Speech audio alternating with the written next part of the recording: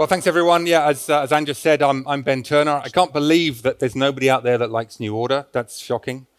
Okay, thank you. There is one. Thank you very much. Look, it's great to be here in beautiful Budapest. I live in Australia, so not only was it a long trip to get here, but wow, it's cold. So I run Liferay's global technical enablement team. With me, I have Mumen, and I'll do your introduction for you because you're getting set up. So Momen's a solution architect in my team.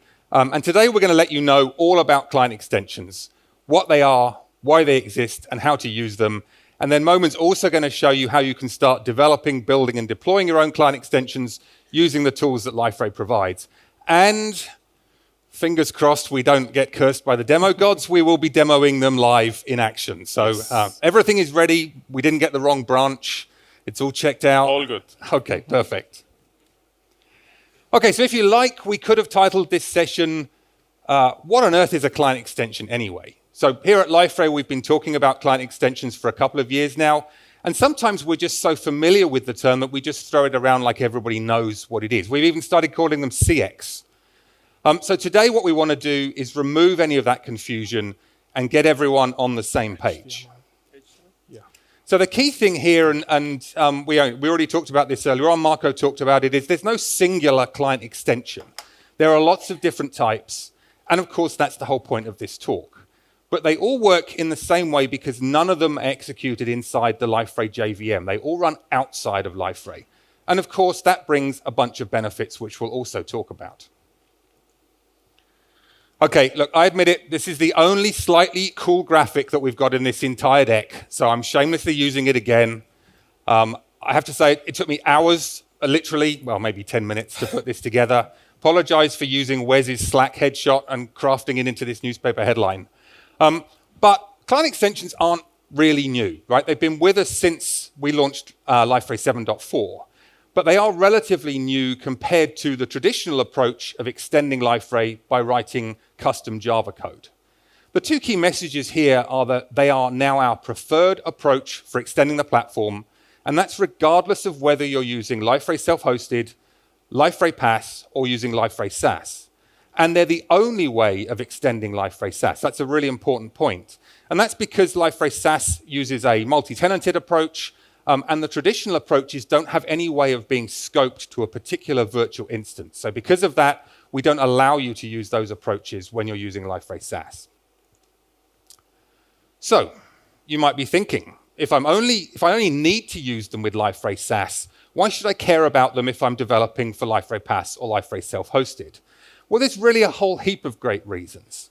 Firstly, as we already said, because the code runs outside of Liferay, it won't break when you upgrade. That's, of course, one of the reasons we need them in Liferay SaaS, because we do the upgrades. We can't wait for things to break because we're upgrading the system every quarter. But it's also good for you, whichever deployment approach you're using, because it ensures that things aren't going to break. It's going to mean that upgrades are easier all round.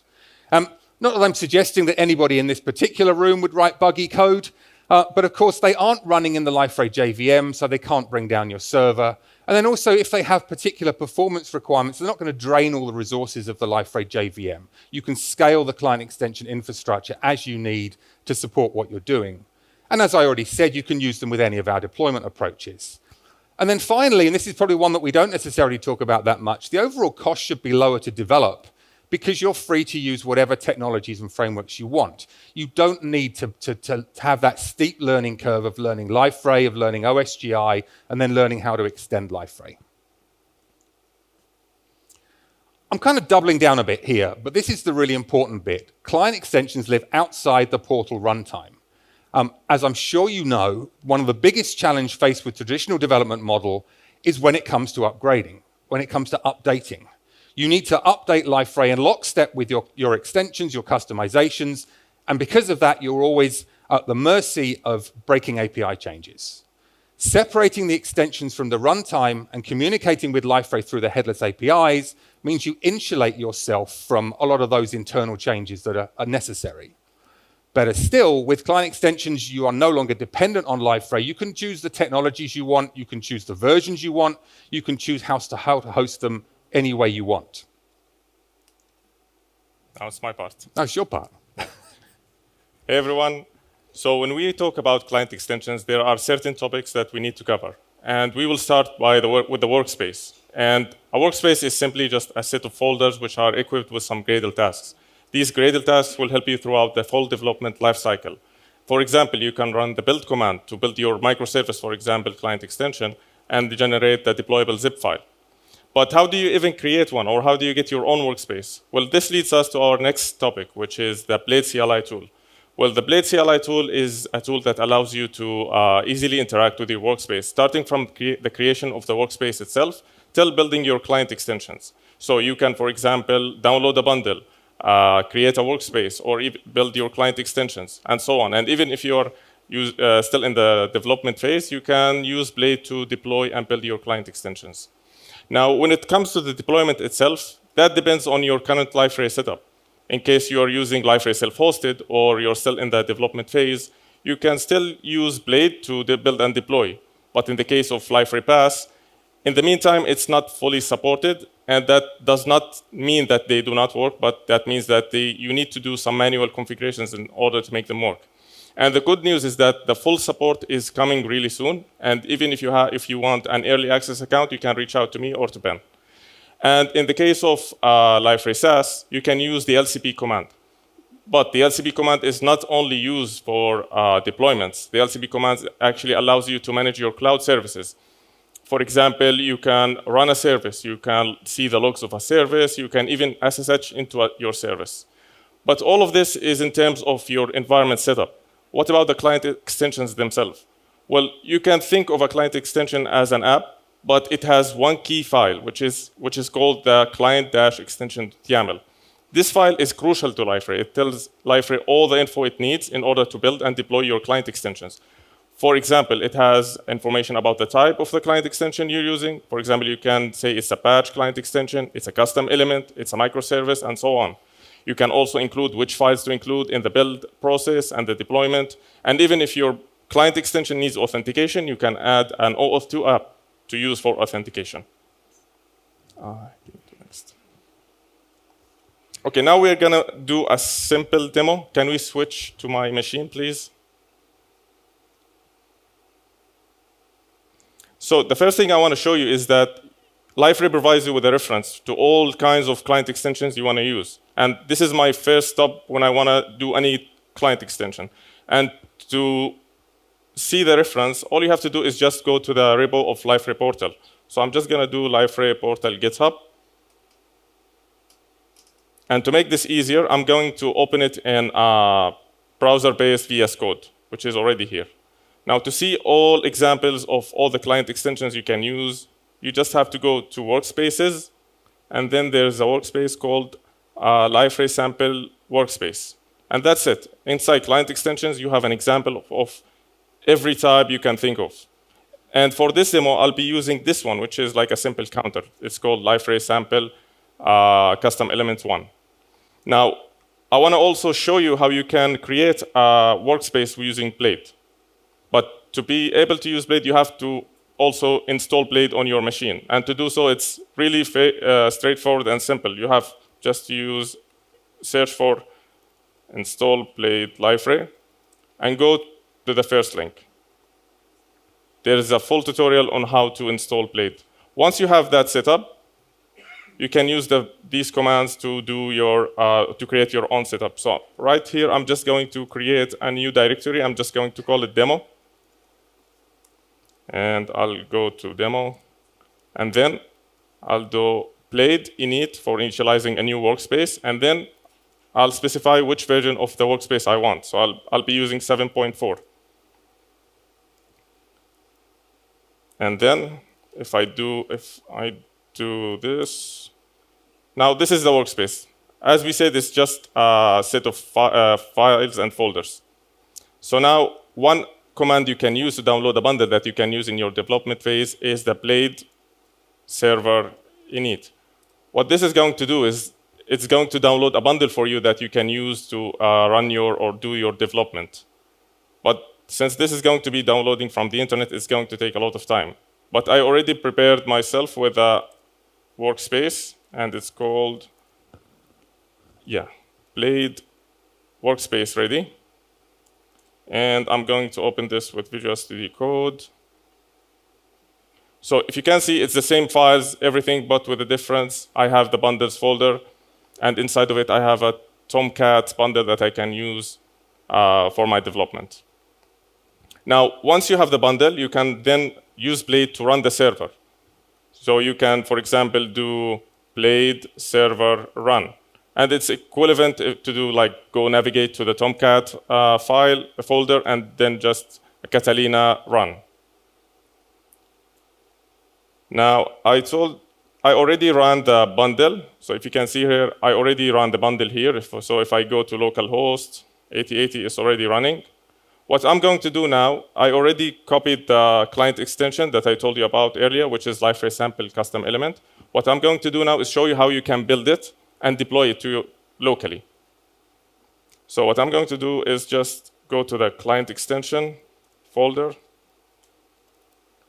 and then I have Liferay sample.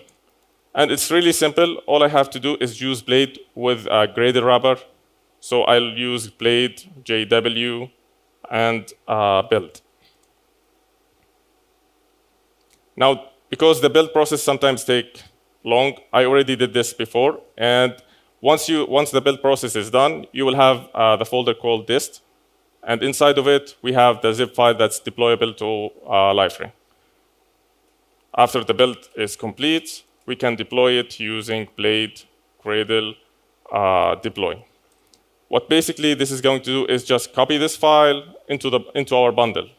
And if we check the logs now, let me just clear it. Once the deployment is successful, we will see a message that it started. Our client extension is available. If you can see here now, it says started.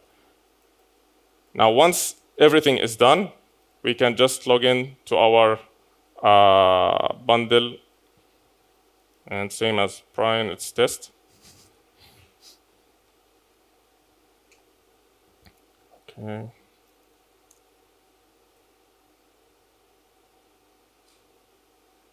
And now, since it's deployed, I can just drag and drop it from the side panel. It should be custom panel, custom element, which is already used. And that's it for the demo. Perfect. So super easy to get started to create and deploy a client extension, but we still haven't really explained the fundamental point, which is kind of where we came in. And there is no singular thing as a client extension. There are 4 types.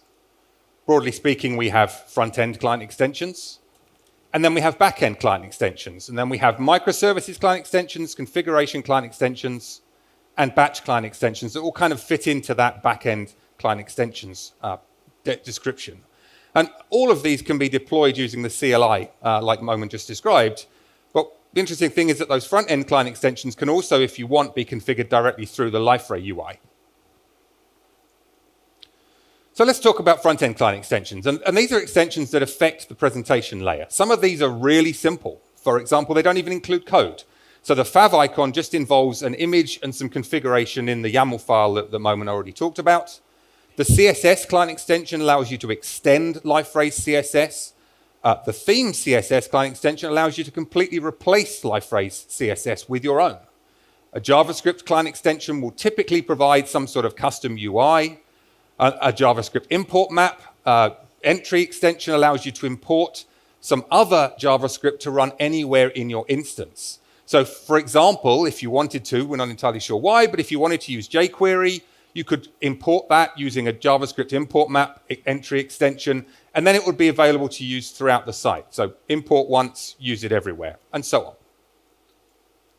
Next, we have our first group of back-end client extensions. Microservices client extensions are references to an external application where actions can be delegated to perform pretty much anything you want. These could be providing information from a third-party system, and then passing that information to the Liferay headless APIs to perform some additional action. Or they could be specific subtypes. So for example, we have object actions that trigger a microservices client extension when an object action is triggered, or you could perform some sort of notification type of events as well. And the other interesting thing to note about microservices client extensions is that they'll often include other client extensions. So typically, you'll include a configuration client extension using to set up an OAuth application so that your microservices client extension can communicate with Liferay, can actually consume those headless APIs. So the next group are our configuration client extensions, and these do things like setting instance settings, and so they're really useful for those automation purposes. And as I just said, they can be used typically, and very often they'll be used for creating an OAuth application so that your other client extensions can consume and use and authenticate with Liferay's headless APIs. Batch extensions are pretty straightforward. Essentially what they're doing is they're executing Liferay's batch APIs in order to most often create some sort of entities in Liferay. That might be to import products, it might be to import object definitions, it might be to create content or create pages, and they also become the integral part of site initializers. So setting up a site template that lets you build an entire site. So obviously that would then be the pages, the contents, the sites, the elements, everything that you need to build that site could be included in a site initializer client extension, which will generally be made up of a lot of batch client extensions. Okay, so if you were paying attention, you'll go, hang on a second, Ben, you said there were 4 types. What's this 5th one? So this isn't really a different set of types of client extensions, but we wanted to call these out, firstly because they're relatively new, but also we wanted just to call them out separately from the other ones, because what we've done relatively recently is we've added these 3 new client extension types for commerce to support those extension requirements that up till now have only been possible by writing custom OSGI modules. So we have checkout steps, we have the ability to add payment gateways, and we also have the ability to add shipping engines. And generally speaking, these are microservices client extensions, but in some cases, for example, if we talk about the checkout step, there might be some UI elements in those as well.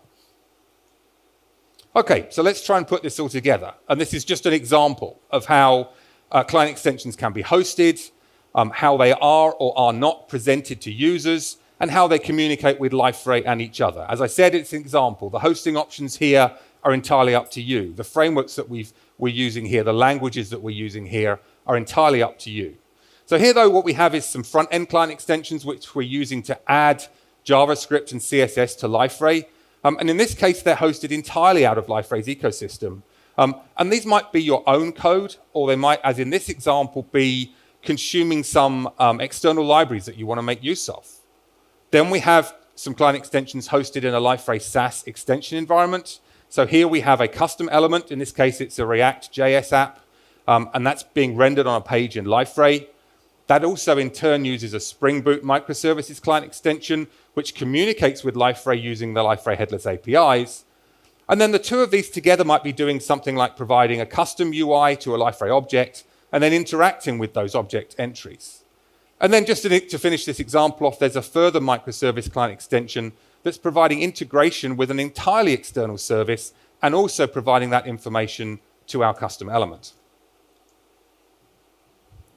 Okay, so what Ben showed in the earlier slide is a general architecture of a Liferay setup with client extensions. But we thought that it's always better to have a real-world example. So we did our own example by building a simple chatbot. Now, the chatbot is built on top of Liferay with client extensions, and it will have 2 modes. The first mode is when a user can issue a command to run something or get specific information. For example, when the users run the start command, they will get their welcome message. And all of this is not static. They are managed and handled by Liferay objects. And we did this because with Liferay objects, you can invest your time in your application business instead of just designing the database tables and exposing the required APIs.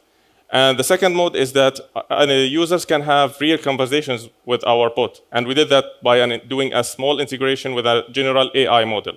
And to be more specific, we did an integration with Gemini.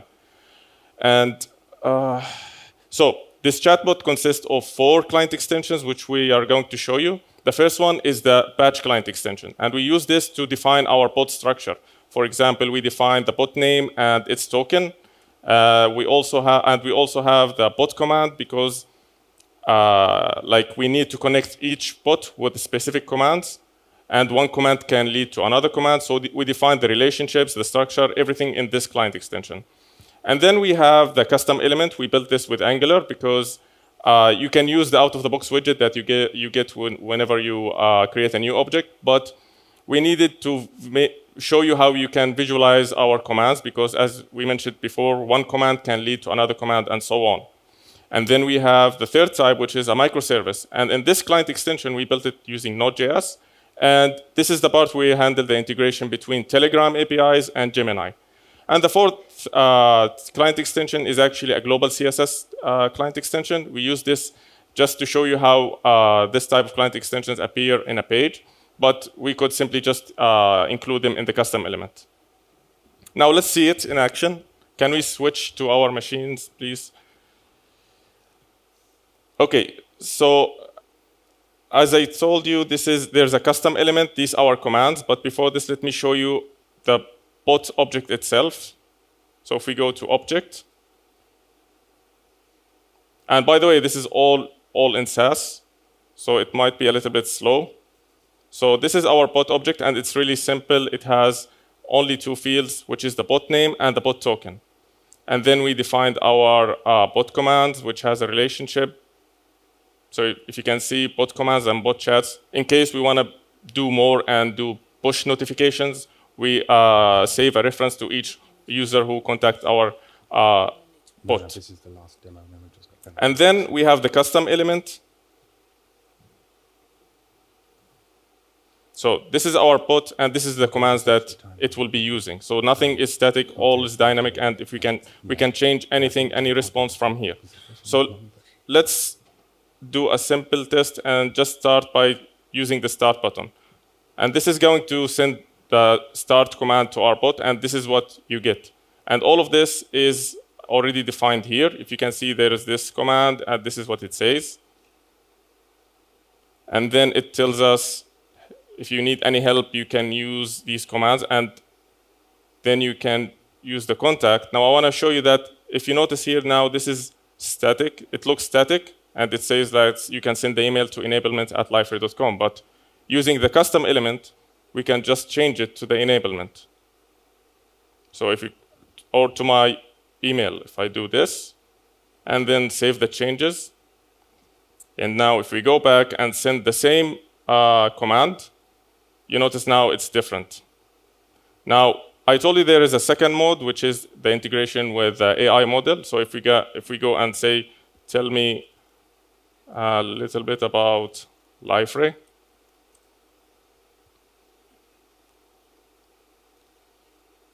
And this response, it got it from the AI model. And the last type I want to show you is that we already mentioned that we have a global CSS client extension, which is already deployed, and we add it by going to the page options. And then if you notice, we have this one. So you can add your client extensions to a page using the page configuration. And that's it.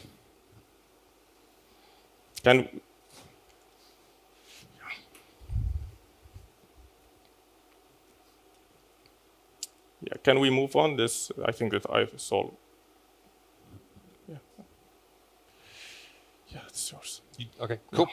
Okay, so thank you, Mumen. Look, a really quick and an easy way of showing you how you can build those custom client extensions. Obviously, in this session, we've only scratched the surface when it comes to the potential for client extensions. The good news is that this really was only the start. There are many more sessions at Devcon that are focusing on client extensions or that are incorporating client extensions into their topic. So let's just give you a couple of shameless plugs. So first up, we have Andre, Anderson, and Matthias. And they'll be talking about the new commerce client extensions that I introduced a couple of slides back that enable you to transact with commerce without the need for OSGI extensions. So that's tomorrow at 9:25 in the morning. And that's not all. Yeah. Sorry, no, you go. Then we have Dave doing a big talk on converting existing JS applications to Liferay. And then we have Jeff Honda talking about some real-world cases and best practices when using client extensions.